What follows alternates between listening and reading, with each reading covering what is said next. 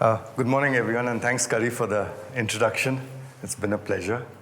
And this is an exquisite painting, and it's by this guy, Frederick Church. And it was so exquisite when the artist revealed it to the public. There were people who actually fainted. It was so beautiful when you look at the detail. And Mark Twain said he saw it many times, and every time he looked at it, he saw something different. And that's what I would say consider an almost perfect embodiment of creative output that has even I looked at it so many times, and every time I look at it, it's just stunningly beautiful. And there are aspects of it that you've got to look at it with a microscope to actually see the detail. And these are things that inspire me. Now, I've been an inventor all my life, and initially I used to be terribly, embarrassed to say that, but I had no other way to describe what I was doing. And then one day I went to the American embassy, and an occupation I put inventor, and when I went for my visa, and this guy says, "Oh, I've never met an inventor before, what an honor." And that was it, and there was no problem with the visa, nothing. And from then, inventor became acceptable to me also, because I don't really have any other occupation to talk of. From 2017, I had started this company, Touche Tech Labs. And in keeping with the theme of today's talk, touch, in a strange way, Touche Tech, touche is a French word for touch or to be touched, and Touche Tech is technology that touches or touched by technology. And so I started this company, Touche Tech, and that's because the last 12 years of my life, I've been touched so significantly that I've actually changed course completely, and from what I was doing earlier to what I'm doing now. And that story is what I want to talk to you about. This is in the foreword of this book that my mom gave me some years ago, and it explains it much better. The editor, this Gordon Rattray Taylor, explains this really well. And he says that perhaps the most misleading catchphrase learned in childhood is necessity is the mother of invention. Most examples of invention show that the opposite is true, and that is invention is the mother of necessity. And if you look at, say, the mobile phone, in the last 20 years, we've only had it for 20 years. Before that, it wasn't a necessity at all, because before that, we didn't know what mobile phones could do. Till Steve Jobs came along, and then his invention created what is now a necessity. So this thing is very true, and this guy, Gordon Rattray Taylor, explains it beautifully. That's one thing that I wanted to talk about, and another thing is the difference between innovation and invention. I won't bother you with all this technical stuff anymore. As soon as I finish one more slide, and then I'll go to the story of the. This is that everybody who talks to me say, "Oh, what a fantastic innovation, fantastic innovation." And there's a fundamental difference between an innovation and an invention. An innovation is when you take something that exists and you tweak it a little bit to get more value out of it. And so a tactile script over there, I've put over there, that's my name there. And if you kind of raise it and emboss it or something, you get something that can be felt, and that's an innovation. You've taken an existing script and you've embellished it and added more value, got more value out of it. And so that's an innovation. You take something that exists and you get more value out of it. But an invention is something that didn't exist, that is created from scratch, that is totally new. And that's what Louis Braille did. But anyway, this was actually Braille over here, but it's kind of vanished in the font I think didn't come. So and this is one last little point I want to talk about. Creative thinking is simply mean the realization that there is no particular virtue in doing things the way they have been always done before. And when you realize that, when you look at things around you, you've got to try to look at it differently. Does it need to be that way, or can you change? And if you can change, is the change that you are proposing or that you're thinking about is going to add more value to that proposition, or is it not going to add? So that would be the fundamental questions you would ask when you're dealing with something like being creative. Whether what you're doing is going to add more value to it if you change it. And changing is very difficult because most people don't like change. They don't accept change. And if it's something new, they just kind of reject it out of hand. So that's as far as, okay, my company, the last slide of boredom, it's called Touche Tech Labs, as Kari mentioned. Touche because it refers to touch. Most of my work is dealing with the visually impaired. Actually, I spoke to many friends and they said visually impaired dilutes the definition. Just say blind, and that's actually what we are. That's legally blind, those who cannot see. Because visually impaired is me wearing my things, I'm visually impaired. And I don't fit into the category of those. I'm just like watering down and diluting their situation so badly that I'm equating their situation with mine, which is very unfair to them and to everybody else. So touche is in French because Louis Braille was the guy who invented the Braille script, and he was a French guy. And then touche meant touch, and I was touched, and that's changed the course of my life. And so I started this company because the government, who were happy with what I was doing, they said they'll sponsor the development of these Braille display technologies. And so they gave me 2 grants. The central government gave me a grant, and state government also gave me a grant.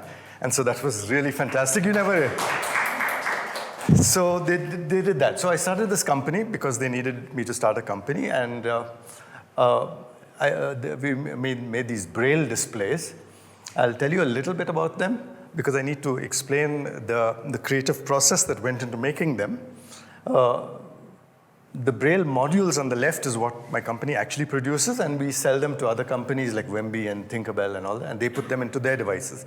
It would be like what Intel does. They say Intel Inside. It's just the chip that goes into the computers that many other companies make. So we've got the Braille modules, and Touche, the second machine, was a company called Sapient. They collaborated with me and did product development, and we came out to that. That would be the equivalent of a Kindle for the blind. And later another company, Wemby. And so that's about what we do. And this is when my life's course took a deviation, and I started working with the blind. And it's how it started was kind of my story. And these are a couple of inventions that have happened in the last decade, 10 years. It started with that one that I've circled on the top, which is what's called a multi-line Braille display. And how it happened is the entire device was conceived in ignorance. And how I'm saying that because I'm qualifying that because I didn't know a single blind person. I didn't have a single blind friend. I would cross the road. I'd feel so uncomfortable when I saw someone who was blind. I'd cross the road and walk on the other side of the road. I mean, I'm ashamed to say that now, but I would do that. I didn't know how to react. And then what happened was, through this set of circumstances, you remember the movie Titanic? And when it was going down, there was this hymn that was made very popular. The 3 violinists played this beautiful hymn. Now, I know the way the music goes for that. And so I was listening to that and listening to this orchestra playing the music when the Titanic was going down. So as I was running my finger over the music score, trying to figure out how does a musician translate these little lines and dots on the page, on the music score. How are they translating into the lovely music I was hearing?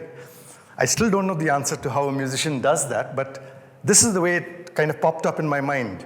Those little dots began to pop out of the page as I was running my finger along, and they slowly kind of changed into these Braille dots that made more sense to me. I could understand the Braille code that was forming, and you can see it's very similar to Western music, the music score.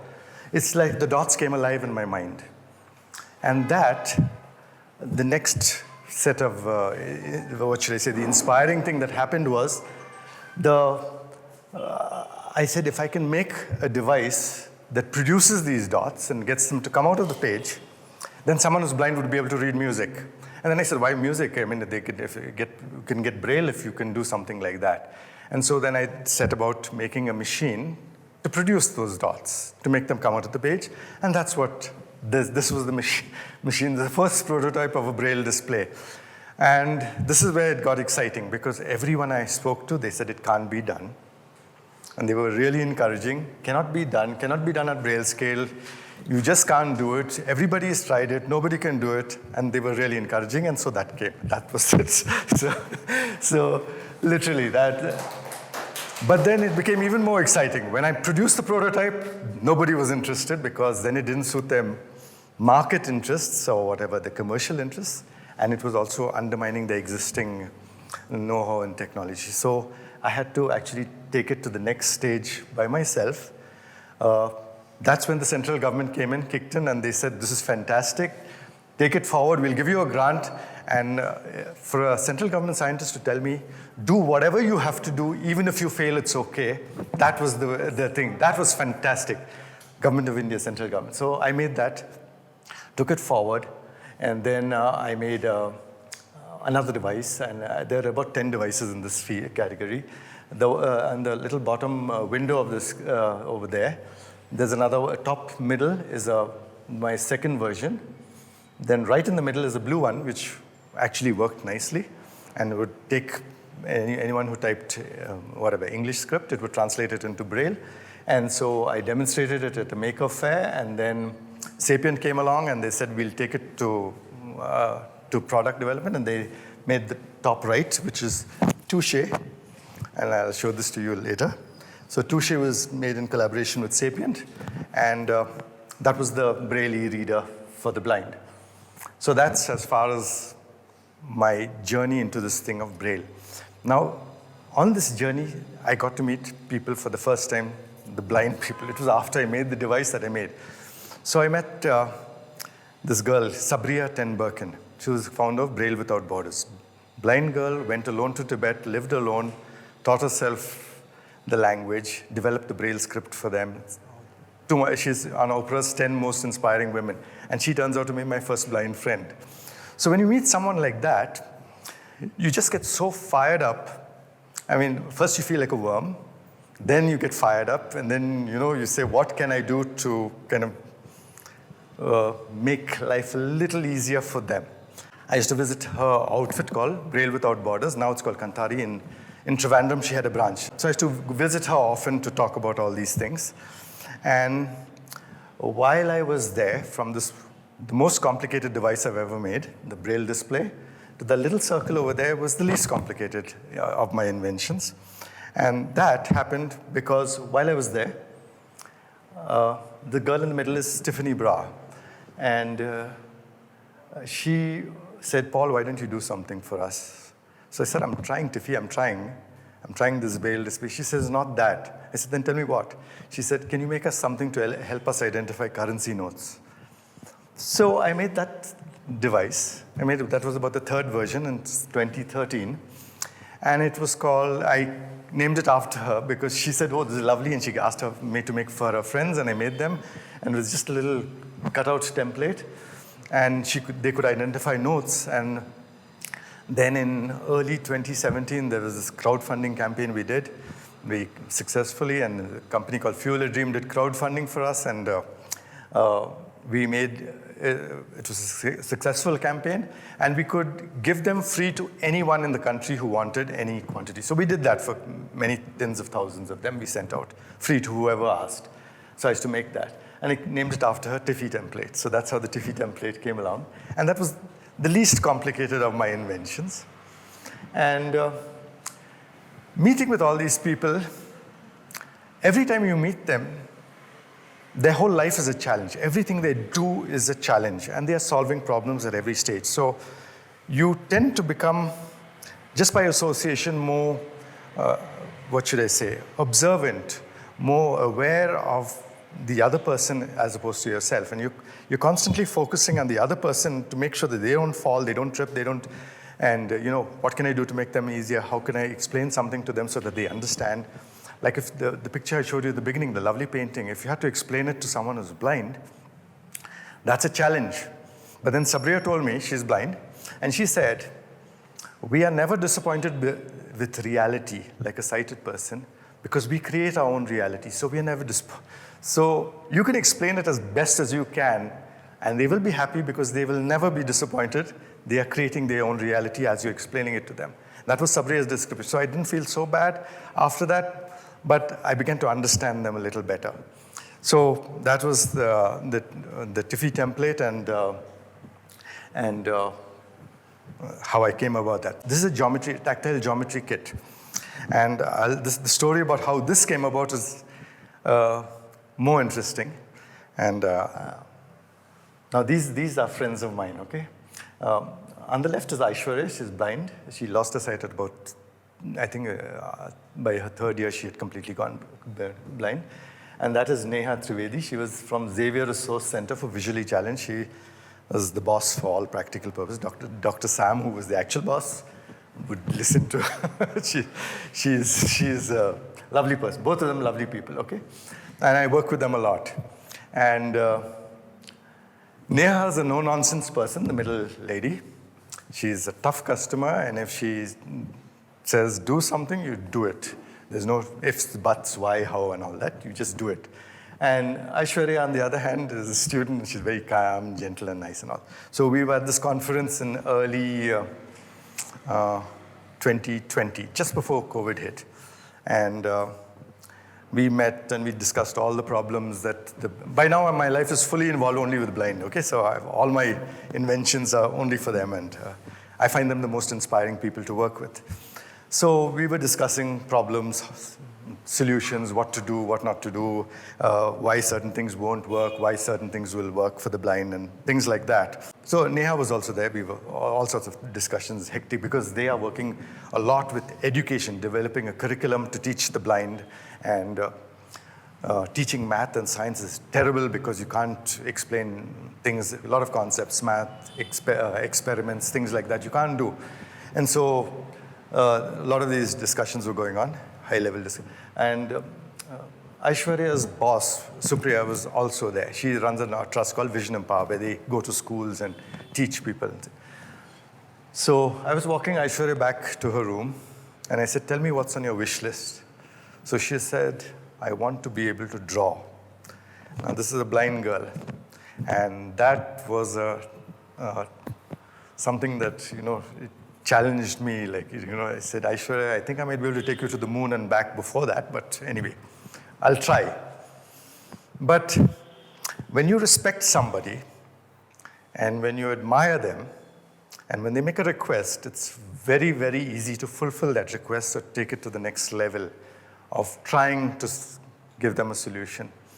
So I'm blessed with sort of a creative mind, and all you need is a trigger. And that request triggered it. And so I made this little drawing tool, and I scribbled a little thing for her boss. Boss's name, I said Supriya, and tactile script, and I sent it to her, and she got very excited. And how did you do this, that, and the other? I said, when you come back, she was going to Bombay. And she went to meet Neha, who was the Xavier Resource Center. And then they were discussing this problem of teaching geometry to the kids. So in the meantime, Aishwarya had tried out some of the sample that I had made for her, and she was very excited. Supriya. So Neha tells Supriya, we can't do this geometry part, it's too difficult, and we've done 2 years of research, and we've come up with this big detailed study. And this is all we've studied all the methods all around the world, and this is.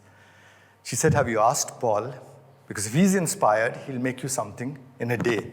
Now, all this I didn't know, that they had all these fancy ideas about me and how I perform. But anyway, so Neha picked, and then she said, did you see what Paul did for the tactile drawing? So she showed her name. So Neha got very angry. She said, I was there with him 2 days ago. He never showed me anything, and all this. And then she picks up the phone and calls me and gives me a good firing. I was there, you never showed it to me, this. And I said, Neha, I promise you I didn't have anything. I just made this. She said, anyway, send me the drawing tool. We'll evaluate it. So I sent her the drawing tool. She evaluated it, and then she calmed down a bit. And she said, then I get a call. Hey, Paul, how are you? And I said, Neha, something wrong. What's this? I'm not used to being treated so nicely. No, how did you do it? It's do what? Because, I'm used to her being a real tough customer. She's a lovely person, delightful. But this was out of character, this nice, kind behavior. How are you? And all this thing. It doesn't happen with Neha. So she said, okay, now that this drawing tool that you made called the roulette, that's the roulette. I'll show it to you. I'll demonstrate how it works. Because to do geometry, you need to be able to draw tactile drawings on paper, something that they can feel. So I made this little drawing tool, and then they could draw on paper. So that was a huge thing, because now they can actually draw lines and things like that. So she said, okay, you've done this. Now do the geometry kit. I said, yeah, I can't cook up inventions. I don't know anything. I failed in maths in college, all this thing, but I can't do this. So she said, no, you do the drawing kit. And then a few weeks later, she says, come on a call, Zoom call, and Dr. Sam wants to speak to you. Now, Dr. Sam's the boss of that Xavier Resource. He's blind.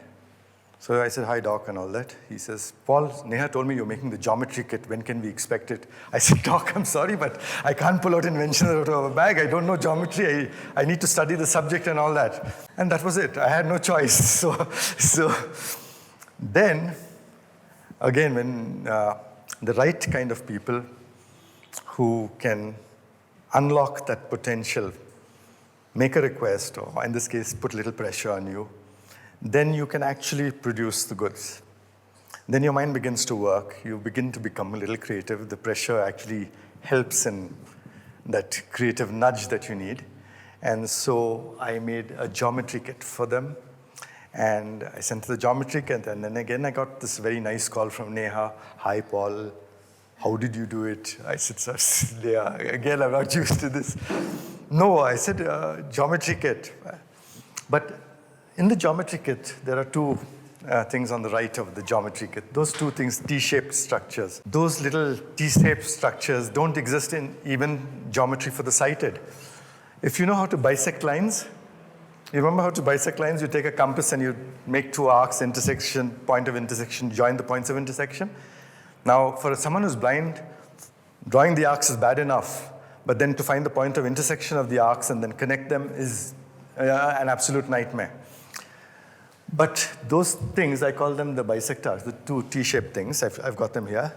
Those things actually make bisecting a line even easier for a sighted person. And it's much quicker. You don't even need a compass. So, and you can bisect. And so that's what you're saying. No, how did you think of it? I said, Neha, I had no choice. You didn't give me a choice. So I came up with that. So that is something that is just actually entering the market. And we've produced molds for most of them. The set squares are pending.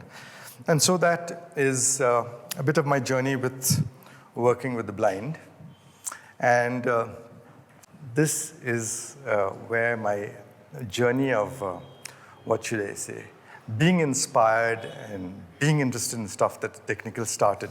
There was this guy in second standard Radiant Readers, a guy called John Harrison. There was a story about John Harrison, who was a clockmaker, who made these chronometers that helped solve the problem of longitude. When he made these clocks, they were so fascinating to look at. Beautiful. You can't help but be inspired, both from the artistic point of view and from the functional point of view. What you're looking at is predominantly artistic, both the dial as well as the engraving.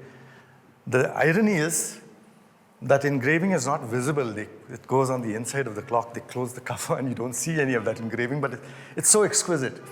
Okay, so, and the mechanics and the engineering that went into producing this device is just mind-blowing. It still fascinates me.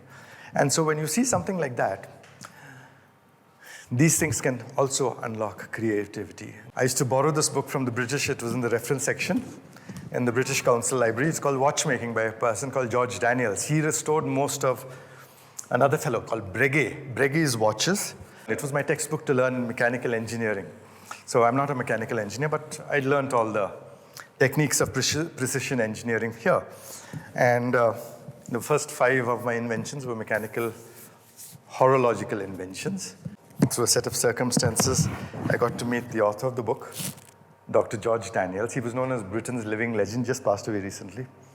And when you meet someone like that, again, you're fired up. You're fired up like nobody else can fire you up. You really become creative. You can start thinking like you've never thought before.